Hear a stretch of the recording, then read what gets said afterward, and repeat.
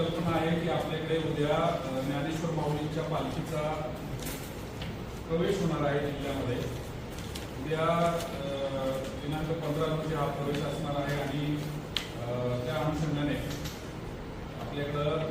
आपला जो पोलीस बंदोबस्त आहे जिल्ह्यातला जवळपास 1074 अंमलदार आणि 1000 होमगार्ड आणि त्या व्यतिरिक्त अधिकारी असा 2,500 ते 3,000 लोकांचा बंदोबस्त यावेळी फलटण उपविभागामध्ये आपला कार्यरत आहे। कालपासून बंदोबस्त आपण डिप्लॉय केला आणि त्यामुळं फलटण उपविभागाच्या बाहेर पालखी आणि वारीची जिथं मुवमेंट असणार आहे त्याच्या बाहेर आपला जो काही पोलीस स्टाफ आहे पोलीस स्टाफ आता एक्स्ट्रा ड्युटी करून त्या ठिकाणी आपलं कर्तव्य पार पाडतोय। पोलीस स्टेशनची बरीचशी लोकं पालखी बंदोबस्तासाठी गेलेली आहेत। काल साधारणपणे 10:30, 11, 12:30च्या सुमारास साधारण 10 ते 11, 11:30च्या दरम्यान पुसेगाव पोलीस स्टेशनचे इन्चार्ज जे आहेत त्यांना गोपनीय माहिती मिळाली। स्थानिक नागरिकांमध्ये त्यांचा जो संपर्क आहे त्यांच्याशी जो संवाद आहे त्यातून त्यांना एक माहिती अशी मिळाली की वर्धनगड या ठिकाणी हायवेवरती एक पोलीस नाकाबंदी चालू आहे आणि पोलीस नाकाबंदी चालू असताना तिथं पोलीस कारवाई करतायत आणि वाहनं जे आहेत त्या वाहनांकडून पैसे वसूल केले जात आहेत। त्या कारवाईमध्ये ही माहिती मिळाल्यानंतर अशा प्रकारची कुठलीही नाकाबंदी त्या ठिकाणी आपल्या पोलिसांनी लावली होती। निश्चित वारी आणि पालखीच्या अनुषंगाने जिल्ह्यामध्ये विविध भागामध्ये आपण वेगवेगळ्या पद्धतीच्या कारवाया करतोय, ज्याच्यामध्ये विशेषतः लॉजेस चेकिंग,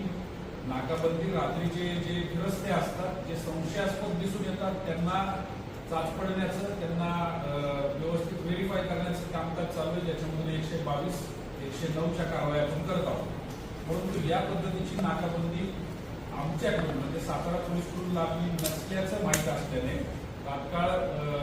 API मध्ये इन्चार्ज महोदय जे आहेत ते त्या ठिकाणी पोहोचले असता त्यातील काही जणांनी पळून जायचा प्रयत्न केला। आपल्याला जर सांगायचं झालं तर अगदी पोलीस ज्या पद्धतीचा पेहराव करतात, खाली खाकी पॅन्ट, काळ्या रंगाचे शूज, त्याच्यातला एकाने अधिकाऱ्याची जसं वेशभूषा असते त्या पद्धतीची खाकी पॅन्ट, त्याचबरोबर ब्राऊन कलरचे शूज आणि वरती जर्किन घातलेले, जेणेकरून खरोखर पोलीस ड्युटीवरती अविरत परिश्रम करत त्या ठिकाणी उभे आहेत अशा पद्धतीचा पेहराव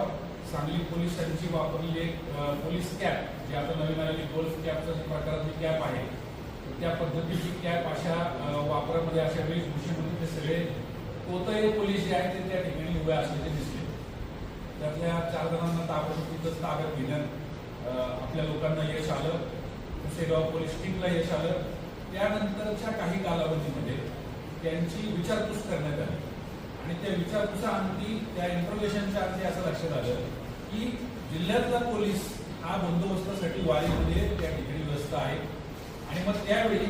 अचानक असं दुसरीकडून या ठिकाणी यायचं। 2 गाड्या सुद्धा त्यांच्या आपण तिथं जप्त केल्या, त्याच्यापैकी एक गाडी टाटा स्टॉर्म आहे आणि तिथं येऊन अचानक नाकाबंदी लावायची आणि भाविक वारकरी विशेषतः जे स्थानिक नाही आहेत अशा वाहनांची जास्त वाहतूक ज्यावेळी तयार होते चालू होते, जे पालखीच्या दिशेने जात असतात त्यांना अडवायचा आणि त्यांच्याकडून पैसे वसूल करायचा प्रयत्न करायचा अशा पद्धतीने तिथं या लोकांनी एक रॅकेट काही काळ आधी सुरू केलेलं होतं। या सगळ्या चौकशी अंती इतर लोकांची सुद्धा नावं त्याच्यामध्ये निष्पन्न करण्यात आली। त्या उर्वरित 3 जणांना सुद्धा ताब्यात घेण्यात आलं, त्याच्यामध्ये काही कोतया महिला सुद्धा आहेत आणि प्रामुख्याने असं दिसून येते की सगळे सांगलीचे राहणार आहेत आणि त्याच्यामुळं अगदी नवल आहे या गोष्टीचं की सांगलीतून आपल्या जिल्ह्यात यायचं, विशेषतः पालखीच्या वेळी यायचं। पालखीच्या वेळी आपल्या सगळ्यांना कल्पना आहे की भाविक असतात, बाहेर गावातून, बाहेर राज्यातून, बाहेर जिल्ह्यातून येतात, त्यांना कल्पना नसते की इथं कुठले पोलीस आहेत, कोणाची हद्द आहे, इथं नाकाबंदी कधी असते का आणि अशा वेळी येऊन अशा ठिकाणी नाकाबंदी लावायची की जिथं अशा भोळ्याभावड्यांना येऊ शकेल आणि मग त्यांच्याकडून पैसे उकळायचे अशा पद्धतीची कारवाई या ठिकाणी चालू होते आणि त्याच्यामुळं या सगळ्यांवरती भारतीय न्याय संहितेच्या